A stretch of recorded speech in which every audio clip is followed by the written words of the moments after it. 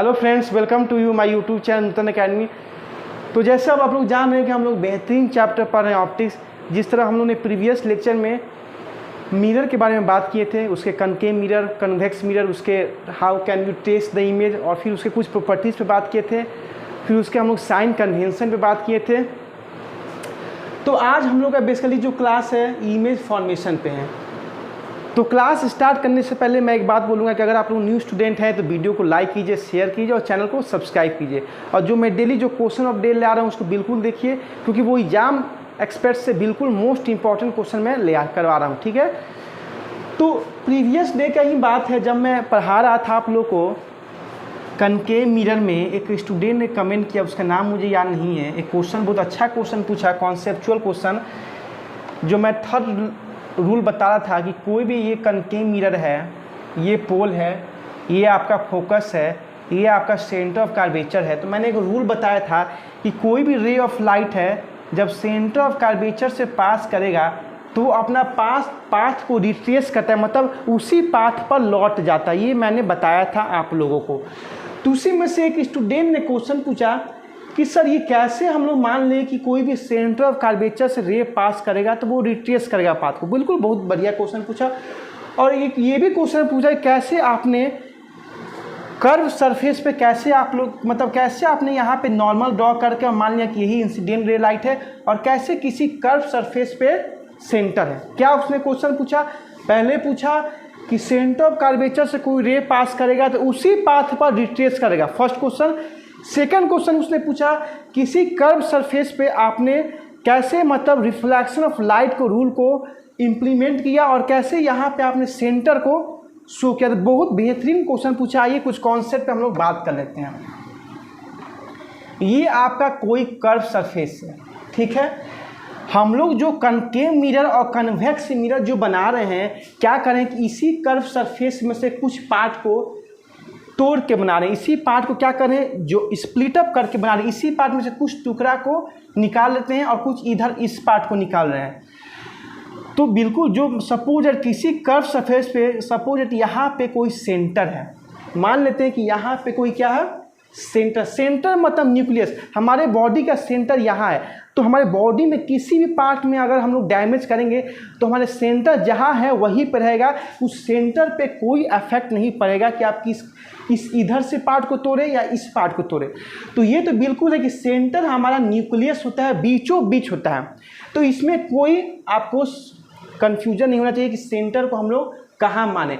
तो ऐसा नहीं है कि इस पार्ट को मान लिए तो हमारा सेंटर यहाँ हो गया, नहीं।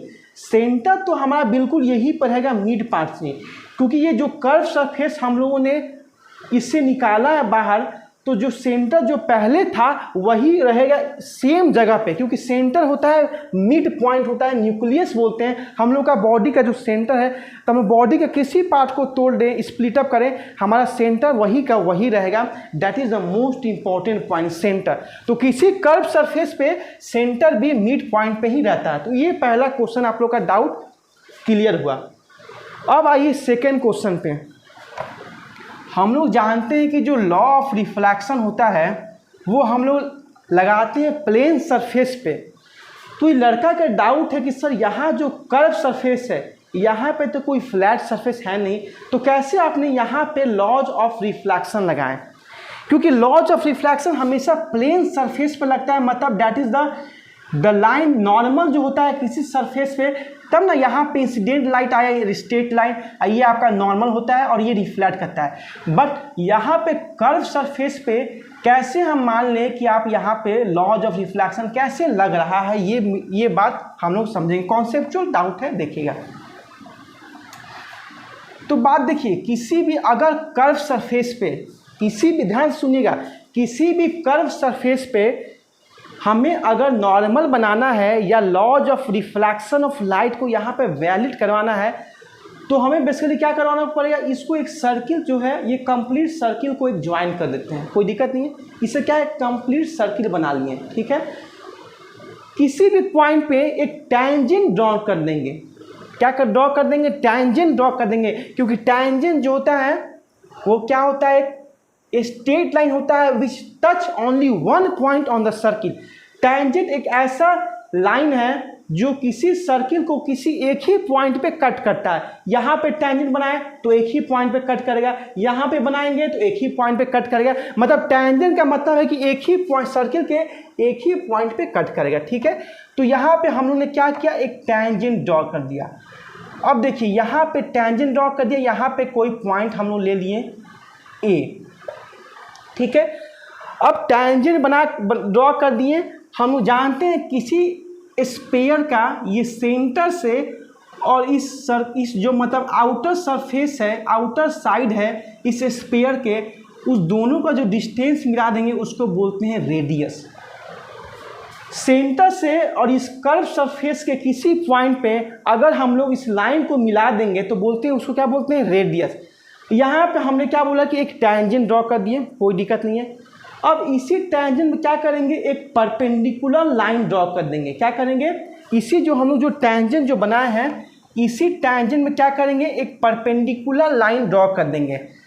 तो हम लोग देखेंगे कि जो परपेंडिकुलर लाइन, ऐसे भी एक प्रॉपर्टीज होता है मैथ में, क्लास 10 में पढ़े हैं कि जो टेंजेंट पे जो परपेंडिकुलर लाइन जो ड्रॉ होता है वो रेडियस से 90 डिग्री एंगल बनाता है। क्या मैंने बोला कि टेंजेंट पे जो हम लोग परपेंडिकुलर लाइन जो ड्रॉ करते हैं वो रेडियस से कितना डिग्री एंगल बनाता है, आपको 90 डिग्री का एंगल बनाता है। ये प्रॉपर्टी है मैथ में टेंजेंट और रेडियस के बीच में। अब कोई दिक्कत नहीं है, टेंजेंट ड्रॉ हो गया, बेसिकली क्या हो गया, ये स्ट्रेट लाइन हो गया और ये आपका नॉर्मल की काम करेगा। बेसिकली क्या करेगा, ये नॉर्मल की काम करेगा। बस जहाँ स्ट्रेट, अब यहाँ पे अगर स्ट्रेट लाइन आ गया और नॉर्मल ड्रॉ हो गया तो हम आसानी से यहाँ पे इंसिडेंट रे और रिफ्लेक्ट रे बना सकते हैं, क्योंकि रिफ्लेक्शन जो लॉ होता है उसको वैलिड करवाने के लिए हमें क्या करवाना पड़ता है, एक स्ट्रेट लाइन का होना बहुत जरूरी है, प्लेन सरफेस का।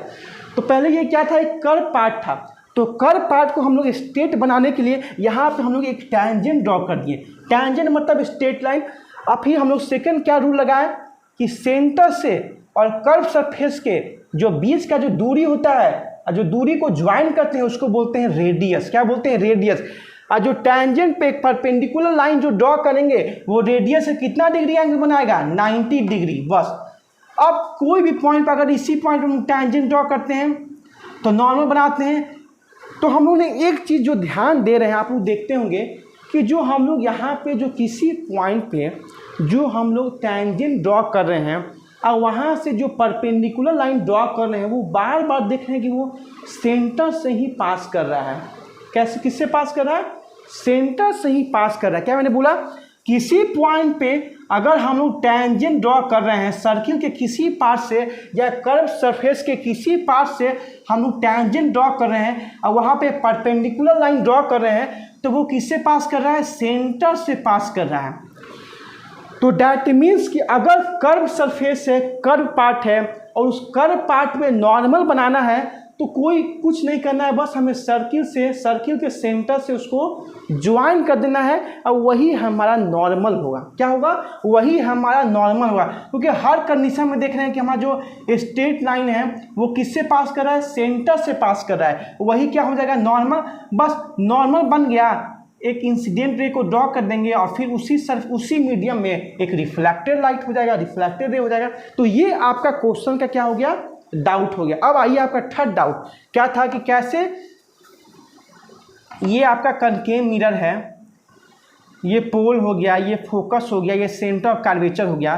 तो कोई भी रे ऑफ लाइट जब सेंटर से पास करता है तो वो क्या करता है, रिट्रेसेस इट पाथ। ये प्रॉपर्टीज कैसे हो गया, इसको प्रूफ करना है कि कोई भी रे ऑफ लाइट अगर सेंटर से पास कर रहा है तो कैसे अपने पुनः उसी पाथ पर लौट जाता है, क्यों नहीं रिफ्लेक्ट होता है दूसरे इधर उधर।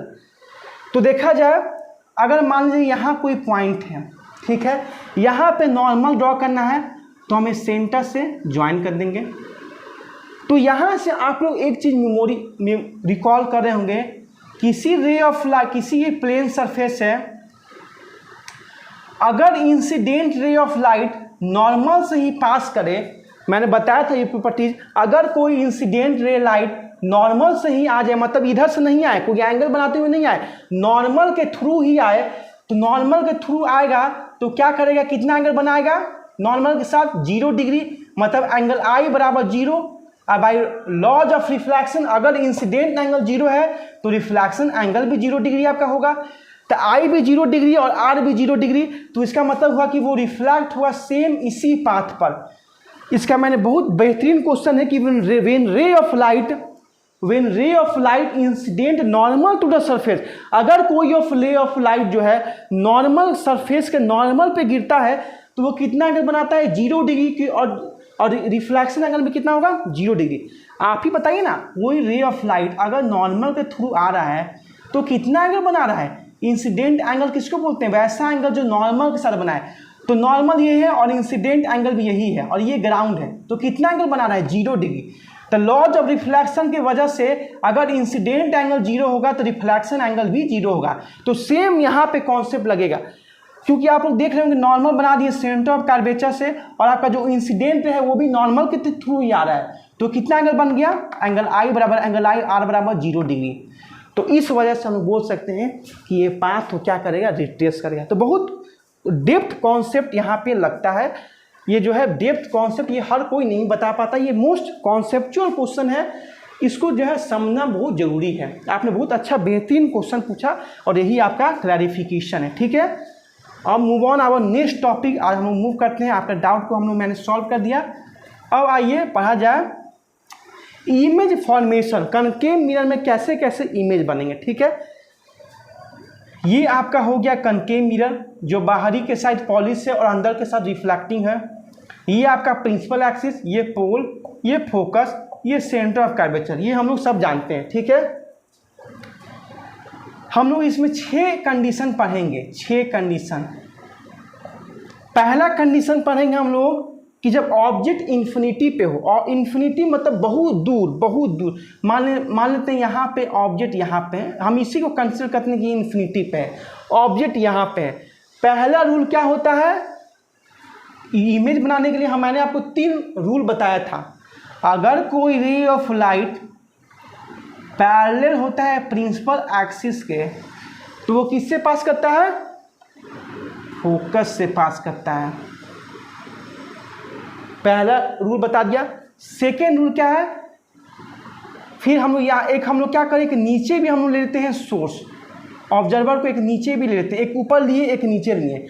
यहाँ भी हम लोग सेम लगाएंगे, ray of light parallel to principal axis, तो क्या होगा, पासेस थ्रू द फोकस।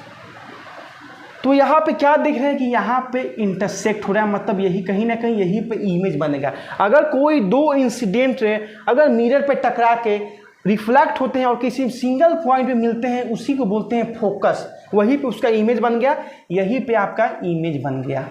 मतलब कोई भी ऑब्जेक्ट अगर इन्फिनिटी पे हो तो उसका इमेज कहाँ बनेगा, एट फोकस। कहाँ बनेगा, एट फोकस। और क्या होगा दूसरा नेचर इसका, रियल इन्वर्टेड, उल्टा बना कि नहीं, इन रियल और इन्वर्टेड। थर्ड बोल सकते हैं कि जो है बना है बहुत पॉइंट साइज, छोटा साइज का बना है, क्योंकि ऑब्जेक्ट तो बहुत इन्फिनिटी पे था, बहुत दूर था, पर जो इमेज बना है वो बहुत छोटा बना है, पॉइंट साइज। क्योंकि इसके नेचर, इससे जो है इमेज क्वेश्चन, इमेज फॉर्मेशन से एक क्वेश्चन आपके श्योर आते हैं एनडीए में। प्रीवियस 2022 के जो फर्स्ट इंटेक था उसमें आया था इमेज फॉर्मेशन। आप पूछ देता है कि image formation in convex mirror, virtual और real inverted, when object place in principal axis, when object place in pole and focus, तो what type of nature form. तो उससे एक क्वेश्चन आते हैं, मैग्निफिकेशन से भी आते हैं। मतलब ये जो इमेज फॉर्मेशन है इससे एक क्वेश्चन श्योर है, या तो आपको मिरर से पूछ देगा, नहीं तो लेंस से पूछ देगा, तो इसको ध्यान से समझिएगा। आइए सेकेंड कंडीशन।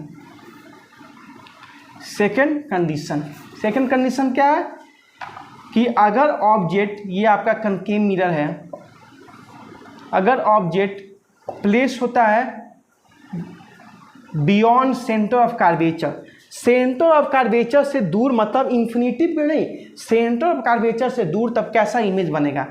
तो सेम लगाएंगे, parallel to principal axis, passes through the focus. फिर बताइए सेकेंड रूल क्या होता है, अगर कोई रे ऑफ लाइट पैरेलल होता है, पासेस करता है फोकस से, तो प्रिंसिपल एक्सिस क्या होता है, पैरेलल होता है। तो कहाँ पे इमेज बना, यहाँ पे बना। दो रे कहाँ जाके टकरा गए, यहाँ पे, तो यहाँ पे बन गया। मतलब अगर कोई ऑब्जर्वर को सेंटर ऑफ कर्वेचर से दूर रखेंगे तो कहाँ इमेज बनेगा, between F and C, between F and C. और कैसा बनेगा, स्मॉल साइज का बनेगा। देख रहे होंगे ऑब्जेक्ट बड़ा है, इमेज छोटा है, स्मॉल साइज। तीसरा रियल एंड इन्वर्टेड, रियल बना कि नहीं, इन्वर्टेड। ये जो है थर्ड इसके नेचर हुआ है। आइए थर्ड कंडीशन, जब ऑब्जेक्ट को प्लेस करते हैं बिटवीन एफ एंड सी, तो पहला रूल लगा देते हैं, parallel to principal axis passes to the focus. फिर फोकस से पास करेगा तो प्रिंसिपल एक्सिस के पैरेलल। तो बेसिकली यहाँ पे थोड़ा सा डायग्राम थोड़ा सा इरर हो गया। यहाँ पे जो बनता है थोड़ा सा, क्योंकि पेन से बना रहा हूँ तो थोड़ा सा यहाँ पे जो इसका नेचर बनता है बियॉन्ड सी आता है। कैसे आता है, बियॉन्ड सी। थोड़ा सा और देख लेता हूँ। ये आपका कनकेव मिरर हुआ, ये फोकस, ये सेंटर, मैंने बोला between F and C, parallel to principal axis passes to the focus. फिर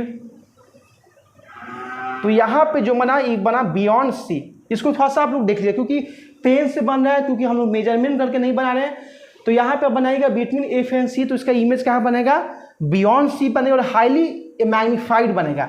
जब ऑब्जेक्ट को प्लेस करते हैं बिटवीन एफ एंड सी में तो नेचर कैसा होता है, real and inverted, beyond C. और थर्ड आपका बन गया इनलार्ज। आइए फोर्थ कंडीशन, 6 कंडीशन टोटल है। फोर्थ कंडीशन, अगर कोई ray of light centre of curvature पे है, कोई रे ऑफ लाइट अगर सेंटर ऑफ कर्वेचर से है तो सेम रूल लगाएंगे, फिर पासेस टू द फोकस। तो यहाँ पर हम देखेंगे कि अगर कोई ray of light centre of curvature से ड्रॉ हो रहा है तो जो है सेंटर ऑफ कर्वेचर पे ही उसका इमेज बनेगा। मतलब अगर ऑब्जर्वर को हम सेंटर ऑफ कर्वेचर पे रखेंगे तो जो इसका जो इमेज बनेगा एट सी पे ही बनेगा, सेम साइज का बनेगा और रियल एंड इन्वर्टेड बनेगा। इसको ध्यान रखिएगा। आइए फिफ्थ कंडीशन, तो जो मैंने 3 जो रूल बताया था उसको ही माइंड में रख के बस इमेज बनाना, और कुछ मैं नहीं कर रहा हूँ अलग। कोई भी ऑब्जेक्ट है उसको मैं क्या प्लेस कर रहा हूँ, फोकस पे मैं प्लेस कर रहा हूँ। किस पे कर रहा हूँ, ये आपका हो गया पोल, ये फोकस, ये सेंटर ऑफ कर्वेचर। अगर कोई ऑब्जेक्ट को मैं फोकस पे रख रहा हूँ तो parallel to principal passes to the focus. अब फिर यहाँ पे मेरा मन कर रहा है कि मैं तीसरा रूल लगाऊंगा। कोई रे अगर सेंटर ऑफ कर्वेचर से पास करेगा तो रिट्रेसेस करेगा पाथ को। तो मैं यहाँ देखूंगा कि ये जो दूरी है वो इन्फिनाइट डिस्टेंस है, मतलब पैरेलल डिस्टेंस है, वो कभी मिलेगा नहीं। मतलब कोई ऑब्जेक्ट अगर फोकस पे है तो उसका इमेज बनेगा एट इन्फिनिटी, मतलब काफ़ी दूर, कभी मिलेगा ही नहीं। और रियल बनेगा और इन्वर्टेड और हाईली इनलार्ज, काफ़ी इनलार्ज बनेगा। ठीक है। आइए सिक्स्थ कंडीशन, सबसे लास्ट कंडीशन हम लोग पढ़ने जा रहे हैं। अगर कोई रे ऑफ लाइट पोल और फोकस के बीच में, ये जो है कंडीशन ये मोस्ट इंपॉर्टेंट है। इससे एक क्वेश्चन आते हैं एग्जाम में, क्योंकि यही जो है इसका एक्सेप्शनल है। ठीक है। अगर पोल और फोकस के बीच में रख रहे हैं तो पहला rule parallel to principal axis passes to the focus. ठीक है। फिर हम लोग लगाएंगे third rule, centre of curvature से पास करेगा तो वो क्या करेगा, रिट्रेसेस इट पास करेगा। तो यहाँ पे क्या करेंगे हम लोग, जो है यहाँ पे इसको बैकवर्ड साइड इसको क्या करेंगे, मिलाएंगे, ज्वाइन करेंगे। तो ये क्या बनेगा, मिरर के पीछे बनेगा। अगर कोई ऑब्जेक्ट को पोल और फोकस के बीच में रख रहे हैं तो उसका इमेज क्या बन रहा है, बिहाइंड द मिरर बन रहा है, बिहाइंड द मिरर बन रहा है। और वर्चुअल और इरेक्ट बन रहा है, वर्चुअल एंड इरेक्ट और in large size. Concave mirror में यही जो कंडीशन है इमेज बनाने का, कि पूछ सकता है क्वेश्चन कि कौन सा ऐसा इमेज है जहाँ पे वर्चुअल और इरेक्ट बनता है, तो बिटवीन पी और एफ के बीच में रखिएगा तो आपका कैसा बनेगा, वर्चुअल और इरेक्ट, काफ़ी इनलार्ज बनेगा। इमेज का जो साइज होगा और मतलब H height of the image बोल सकते हैं आप लोग, और बिहाइंड द मिरर बनेगा, मतलब मिरर के पीछे बनेगा। तो ये जो 6 कंडीशन है इमेज फॉर्मेशन का, ये मोस्ट इंपॉर्टेंट है। अब ये जो 6 इमेज है, और बाकी इसका एक और कॉन्सेप्ट होता है मैग्नीफिकेशन, जो हम लोग कल के क्लास में पढ़ेंगे। आज हम लोग 1-2 मिनट में थोड़ा इसका यूज पढ़ लेते हैं कनकेव मिरर का। इसमें एक और मोस्ट इंपॉर्टेंट कॉन्सेप्ट मैं नहीं लिखा रहा हूँ, मैग्नीफिकेशन। मैग्नीफिकेशन +-1, उससे बहुत कन्फ्यूजन होते हैं लड़के स्टूडेंट लोग को, उसको हम लोग कल क्लैरिफाई करेंगे। आज हम लोग पढ़ लेते हैं कुछ इसके यूजेज ऑफ कनकेव मिरर। क्या पढ़ लेते हैं? Uses of concave mirror. इसको मैं 1-2 मिनट में खत्म कर दूंगा। यूजेज ऑफ कनकेव, इससे भी क्वेश्चन आते हैं, एक क्वेश्चन इससे श्योर है, यूजेज ऑफ कनकेव मिरर। तो कनकेव मिरर का अगर यूज थ्योरेटिकल पार्ट है। कनकेव मिरर का अगर पहला यूज आपने देखा है, छत के ऊपर डिश टीवी एंटीना कैसा शेप में रहता है, इस शेप में डिश टीवी का एंटीना रहता है कनकेव मिरर शेप में। उसमें क्या होता है, बहुत सारे रे ऑफ लाइट आते हैं, सन के रे नहीं आते हैं, रेडियो वेव आते हैं, इलेक्ट्रोमैग्नेटिक वेव आते हैं, काफ़ी दूर से आते हैं, इंसिडेंट रे काफ़ी दूर से आते हैं, इस सरफेस पे पड़ते हैं और रिफ्लेक्ट होने के बाद किसी एक फोकस पे पड़ते हैं, जो काम करता है रिसीवर का। क्या काम करता है? रिसीवर का। और उसी के द्वारा हमारा टीवी में इमेज बनता है, तब हम अपना चैनल देखते हैं। तो किससे आता है? इंसिडेंट रे काफ़ी दूर से आते हैं। वो कौन सा होता है इंसिडेंट रे? सन से नहीं आते हैं रे ऑफ लाइट, वो आते हैं आपके रेडियो वेव, इलेक्ट्रोमैग्नेटिक वेव होता है। और फिर वो रिफ्लेक्ट होकर किसी पॉइंट पे मिलते हैं जिसको बोलते हैं फोकस, और फिर वहाँ पे हमारा इमेज बन जाता है नीचे टीवी पर, हम लोग और अपना स्क्रीन पर देखते हैं अपना जो पिक्चर देखना है। तो पहला यूज होता है डिश टीवी एंटीना में। सेकेंड यूज, मोस्ट जो हमारा जो यूज होता है वो होता है सेविंग मिरर में। जो हम लोग सेविंग करते हैं मिरर को, वहाँ पर हम लोग कौन सा कॉन्सेप्ट लगाते हैं? क्या करता है कि वो हमारा इमेज को मैग्नीफाई करता है, छोटे छोटे जितना सारे स्पॉट होते हैं वो सब भी दिखा देता है।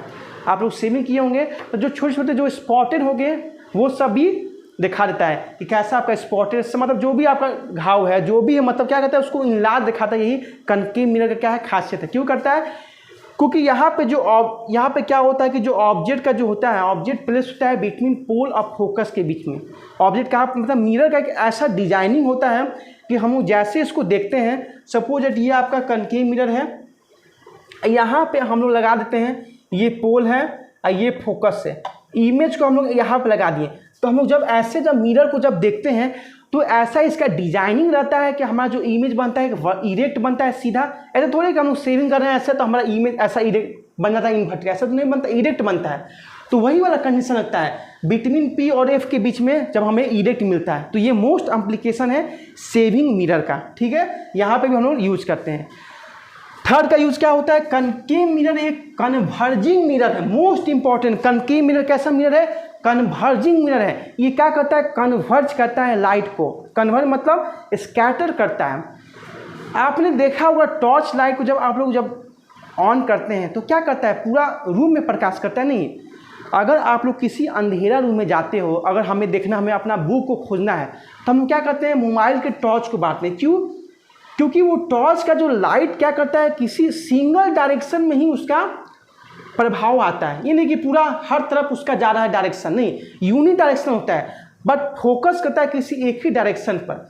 मतलब कहने का मतलब है कि अगर रे ऑफ लाइट टॉर्च से निकल रहा है तो वो क्या करता है, मतलब आप रे ऑफ लाइट को कह सकते हैं पैरेलल बीम ऑफ लाइट। क्या कह सकते हैं? Parallel beam of light. अब वो क्या करता है? फोकस करता है किसी एक पॉइंट में। ये कि नहीं कि मतलब हर जगह आपको मतलब लाइट को मतलब फैलाता है, ऐसा नहीं करता है। क्योंकि अगर हम लोग रूम में हर तरफ लाइट चाहिए तो क्या करते हैं? हम लोग ट्यूबलाइट को, ट्यूबबल्ब को ऑन करते हैं। बट हमें किसी एक ही पॉइंट पे देखना है कि हमें इसी पे बुक को देखना है, तो हम लोग क्या करते हैं? टॉर्च को ऑन करते हैं, क्योंकि वो एक ही डायरेक्शन में लाइट को क्या करता है? फैलाता है। तो टॉर्च में भी इसका यूज होता है। कार के हेडलाइट जो होते हैं उसमें भी इसका यूज होता है कनकेव मिरर। जो डॉक्टर देखते होंगे, डेंटिस्ट जो होते हैं, वो जब टीथ को जब देखते हैं तो वो भी जो मिरर रखते हैं वो भी कनकेव मिरर होता है। क्योंकि जब हम लोग अंदर जाके नहीं हैंड लगा के देख सकते हैं कैसा कैविटी है पेशेंट का, तो वो ऐसा मिरर को रखते हैं जो पी और एफ के बीच में बनता है और हमें इरेक्ट मिलता है। आप लोग गूगल से देख सकते होंगे, तो बिटवीन पी और एफ रख के देखता है और हमें क्या मिलता है? वर्चुअल मिलता है। और इस कंडीशन में हम लोग कह सकते हैं कि जो बोलता है उससे डॉक्टर क्या आसानी से कैविटी को, पेशेंट का रेमिडीज़ को देखता है और उसका इलाज कर देता है। फिर डॉक्टर का जो हेड मिरर लगाता है वहाँ पे भी यूज होता है। तो बहुत सारे कनकेव मिरर का यूज है डेली लाइफ में। तो ये कुछ उसके एप्लीकेशन हुए। तो कैसा क्लास लगा सोल्जर्स बताइएगा। हम लोग मिलेंगे नेक्स्ट क्लास में। पढ़ते रहिए, तैयारी करते रहिए अपने एयरफोर्स के लिए। बाय बाय, जय हिंद सोल्जर्स।